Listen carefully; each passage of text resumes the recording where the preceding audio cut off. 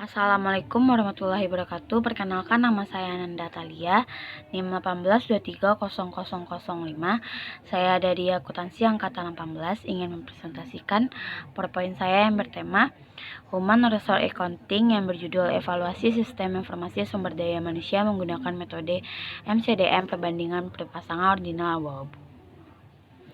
Pembahasan yang terkait dari tema. Makalah ini mengevaluasi sistem informasi sumber daya manusia yang disediakan oleh vendor yang berbeda menggunakan dua metode pengambilan keputusan multikriteria hibrida baru yang memerlukan data ordinal sebagai input. Pertama, metode pembuatan alokasi titik abu-abu GRE-PA Fukom diusulkan. GRE-PA Fukom menggabungkan metode alokasi titik sederhana yang banyak digunakan oleh manajer sumber daya manusia dan metode Fukom canggih yang diterima secara luas oleh para sarjana dalam teori sistem abu-abu. Kedua, metode rezim abu-abu perpanjangan dari metode rezim klasik berdasarkan teori sistem abu-abu digunakan untuk memperhitungkan ketidakpastian. Objek penelitian. Republik Rakyat Tiongkok RRC telah berkembang selama bertahun-tahun menjadi salah satu ekonomi teratas di dunia. Sumber daya manusia SDM telah menjadi sumber daya vital untuk mengembangkan perekonomian. Jenis tenaga kerja baru telah muncul karena manajemen sumber daya manusia SDM Cina telah berkembang dari peran administratif menjadi peran pendukung dan sekarang menjadi peran strategis. Zhao dan DU tahun 2012 umumnya perusahaan bertujuan untuk tumbuh dan sistem harus diterapkan untuk mendukung tujuan ini. Sebagai organisasi tumbuh, ada kebutuhan untuk menyederhanakan sistem untuk melihat seluruh organisasi untuk mengetahui siapa yang mengelola berbagai kelompok karyawan dan sumber daya. Kasus yang dibahas sesuai tema.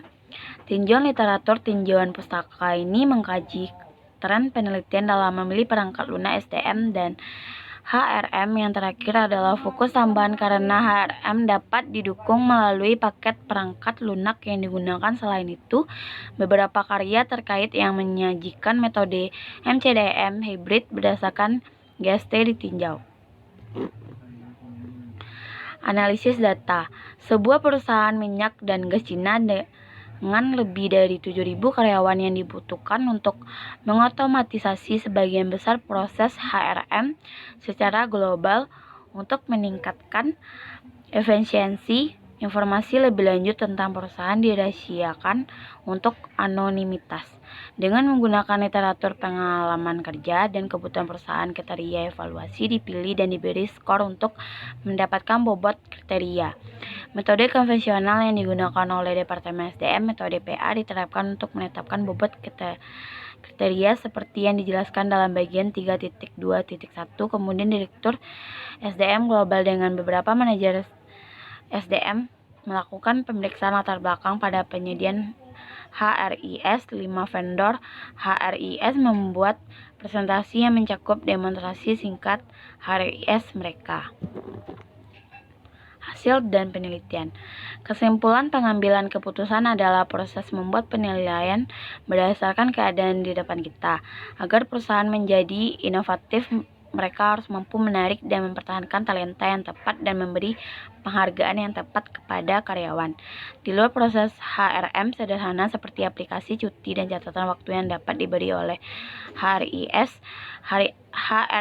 dapat mendukung pekerjaan tingkat pakar SDM yang mencakup perencanaan sukses.